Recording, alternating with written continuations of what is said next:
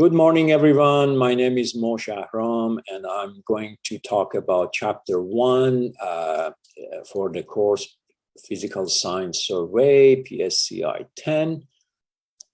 And in this chapter, we are going to first glance over a brief history of science up to about 16th century, and then we'll talk about scientific method and what are the things involved in scientific activity.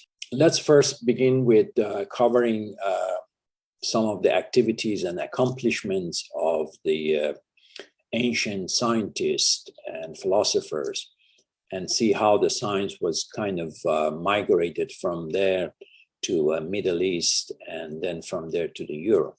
Going back to 2,500 years ago or so, we have Democritus, who was actually the first person to introduce the concept of atom. Now we may think, we know about atom today, and this must be a modern knowledge, but the concept of atom has been with us throughout the history from way back. And Democritus proposed that if you divide every element or object in half and continue dividing it in half, eventually you get to a point that you cannot divide that thing in further. And they call that an atom. Interesting idea. And this, concept was with history up to the 17th century. Then we have Socrates, who was a philosopher. Those days, philosophers and scientists were kind of overlapped, and philosophers were considered scientists. And he basically developed a technique to how to debate, how to argue about points in a systematic way. Then we have Aristotle, which also was a great philosopher, and he made a lot of contribution in the field of science and philosophy. He actually was very critical in forming a logic into the field of the scientific activities.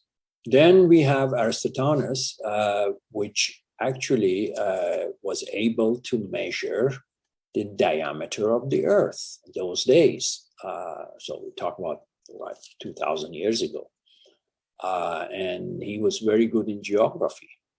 Now, you may ask, how did he do it? We'll talk about that next slide. So he made contribution in talking about the longitude and latitude of the Earth, and also measure the diameter of the Earth. Archimedes is very famous for studying the fluid dynamics. Contribution was his principle, which talked about what happens if an object is immersed in a fluid. Obviously, we've experienced when we jump into a pool, we feel lighter. So he was able to actually quantify and find out the amount of weight reduction is equal to the amount of water or the fluid that is displaced by the volume of that object. So that was a great discovery. And we still use that, and we're going to, if we were in the live session, we would do an experiment on this. And when we talk about Ptolemy, studied stars and cosmos, and he came out with an idea that we can have a sphere, a transparent sphere that surrounds Earth. And by having those concentric spheres, we are able to find out about planets and the moon and the sun and so on. That idea is actually today we use as a celestial spheres, and we talk about that when we talk about astronomy. So the way that Aristotle's was able to measure the diameter of the Earth is very interesting. Think about it. You live about 2,000 years ago, and the things that you have at your disposal, it's being able to measure distances, measure angles, and basically knowledge of geometry. So how would you measure the diameter of the Earth? Tough to travel from one city to another. He was able actually to measure the diameter to a very good accuracy. Now let's see how he did it. He knew that, okay, the Earth is a sphere and it has a radius, let's say r. He was living in Egypt, so he was able to collaborate with some of his colleagues. And when you are at the equator, you have a well in the equator, let's say in Aswan, and the sun is shining, okay, the rays of sun is coming parallel. So what happens at noon in the summer, you would see the bottom of the well, because the rays of the sun is basically shining straight, illuminates the bottom of the well. At the same time, a city about 800 miles away, if you have a stick or a tower erected on the surface of the Earth, it's actually perpendicular to the surface. So therefore, continue the direction of that tower, it goes through the center of the Earth. When the sun is shining on this, it would cast a shadow, a small shadow with a small angle there, as you can see in this picture here. He was able to make the measurements of this angle, which turns out to be 7.5 degrees. And he was aware that the complete circle would have 360 degrees. So if we divide that, actually 7.2, I believe, not 7.5. So if he divide that, 360 divided by 7.2, make this a 2 here, you get 50. And he knew that the distance between Aswan, Alexandria, this distance, it's 800 kilometers. This is 1/50th. This distance represents 1/50th of the circumference of the Earth. So he said, okay, circumference of the Earth is equal to pi times diameter of the Earth. So if he multiplies that 50 by 800, what would he get? He gets the circumference of the Earth. There you have it. So circumference of the Earth comes out to be 40,000 kilometers. And then from there, the diameter is equal to circumference divided by pi, and that is 40,000 kilometers divided by 3.14. And that's how he was able to measure the diameter of the Earth. And that's very close to the actual diameter of the Earth, 12.740 kilometers. You can see that they were clever and they were able to do a lot of things with the technology and the tools they had at their disposal. Then we move on to 780 to 850, which Al-Khwarizmi, who was a mathematician and who basically invented the Persian, Hindu, Arabic numerals and algebra. And the algorithm that we use to program in our computer, the name actually comes from his name. Then we have Ibn Zakaria Razi, who was a chemist, actually discovered the sulfuric acid and alcohol. And he was also a physician. And in those days, you were jack of all trades. And he had a lot of writings. which were used later on by other scientists and mathematicians. And then later on, we have Al-Biruni, which also was an astronomer and mathematician, a philosopher, and he was also able to find a formula to find the radius of the Earth. From the writings available, he was one of the first people that thought that Earth is revolving around the sun. This is way before Copernicus and those guys basically introduced the heliocentric model. Then we have Avicenna or Ibn Sina, who was also a philosopher and a physician. And he had a book in how to cure disease. And that book was used throughout the centuries. And even today, some people use these recipes for treating some of the simple sicknesses. And we go to Ibn Haytham, the Egyptian philosopher, scientist. He actually was one of the first guys who used the hypothesis and then with the experiment, try to prove the hypothesis. And we're going to talk about that scientific method later on. The kind of initiation of scientific method, one of the guys who was a pioneer in that. Then we have Omar Khayyam, who was also a mathematician, astronomer, philosopher, and as well as a poet. He was able to develop a calendar called Jalali calendar, which was based on the solar activities rather than the lunar activity.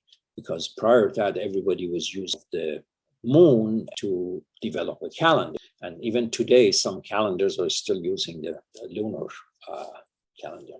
But he was first to develop a very accurate calendar based on the solar. So then around 1219, invasion of the Persian by Mongols happened. And at that time, basically, a lot of activities stopped and a lot of scientific outcomes were destroyed, books were destroyed, and so on. But gradually, these scientific activities migrated towards Europe. In Europe, we had Danish scientist Tycho Brahe, who was an astronomer. He had published a book that basically surveyed many stars in the sky and put all his observation in that book. Right about this time, Italian scientist, cosmologist, Granido Bruno, was also coming up with the idea that his contemporary Copernicus was proposing that Earth is orbiting around the sun, not the other way around. And his view of, heliocentric model got him into trouble with the church. And he basically said that, there are many suns out there. Those stars represent suns, that they may have planets around them. They may have other lives in those planets. And that really got him into trouble, and he was actually burned at the stake. Then we have Copernicus at the same time that basically he came out with his revolutionary idea that all the planets are revolving around the sun, not the other way around. That was a paradigm shift at that time. Then after that, we have Galileo, Italian scientist, who actually did a lot of achievement by experimentation. He was able to show that gravity is acting on bodies at the same rate. And he introduced the concept of inertia, which we'll talk about later on, which is very important. And he actually developed a telescope that he was able to see the stars, the phases of the Venus and the moon, and even part of the Milky Way. His discovery and scientific achievement was very, very important. Oh, by the way, this is the telescope of Galileo.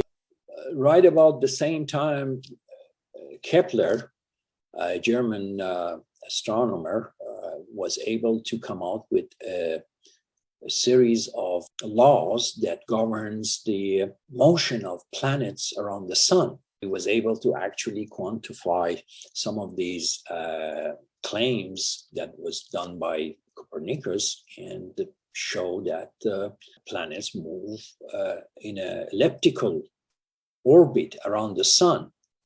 And then he was able to say that the planets actually swept the same area as they revolve around the sun. So if they are closer, they're going to have to move faster to cover the same area as they're further away. That was a very important discovery. Then he talked about the time for a planet to go around the sun relates to the radius of the planet's orbit. So all of those were a big achievement.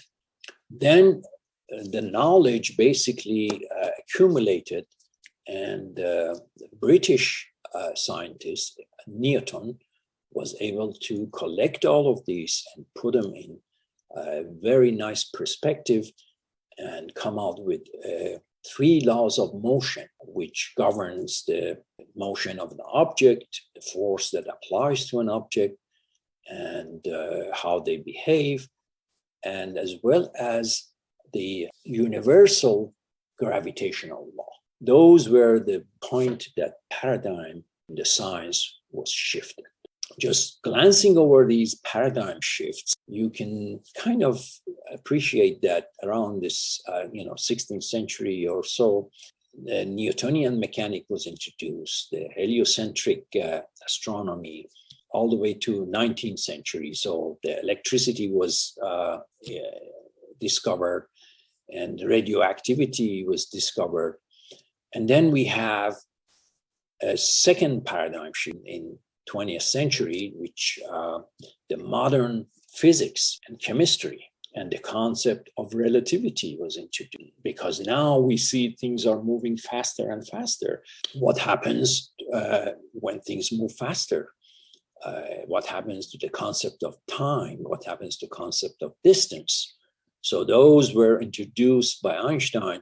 Then shortly after, the concept of quantum mechanics, which dealt with things in atomic scale, which governed by different sets of laws that did not kind of agreed with the Newtonian mechanics. That was another paradigm shift. Then we're looking at contemporarily, towards the end of 20th century and so on, that discovery of semiconductors and their applications. So we started building diodes and transistors. Once we did that, then we were able to make devices that can do math much faster than we can. So we developed computers. And then from there, the concept of internet and connection between computers and the global web and so on developed. And then we noticed that, hey, we have energy issue, because now we're using a lot more energy. We're taking a lot of more energy from the earth. And we are going to probably have issues and shortage of energies. And then the concept of renewable energy basically started to develop. Then we become more and more conscious about environmental issues, global warming. That maybe falls into a third paradigm shift. The fourth paradigm shift now that we are experiencing today, it's about advancement of biomedical field, understanding DNA and RNA and gene splitting, and many areas that deals with having a better longevity and extending the life of human. And then on top of that, how the artificial intelligence comes to play, because now we have computers that can process things much faster in a parallel means, and therefore we can develop artificial intelligence and robotics. And part of that is, the new cars that we drive, basically find their own ways by the means of GPS and radar controls. We can actually navigate on their own. We don't have to drive it. So those things are happening actually today. Maybe those are under the fourth paradigm shift. Now, the fifth paradigm shift, who knows what it is? It could be a lot of things that you may experience in your lifetime, either teletransportation or departing from Earth. People are trying that now. I want to go to the moon, set up a station there, or to Mars, and so on. This basically puts things in perspective. Now, the next part is to talk about science and scientific method. As we do that, we talk about contemporary scientists, and we bring them, introduce them. And we will basically talk how they achieved their goals and how they put a mark on the history of science. But before we do that, let's just talk about what is a scientific activity? What are the methods? What are the things we need to actually conduct a scientific activity? Let's now, this is a good time to take a break and then come back and talk about science and scientific activity.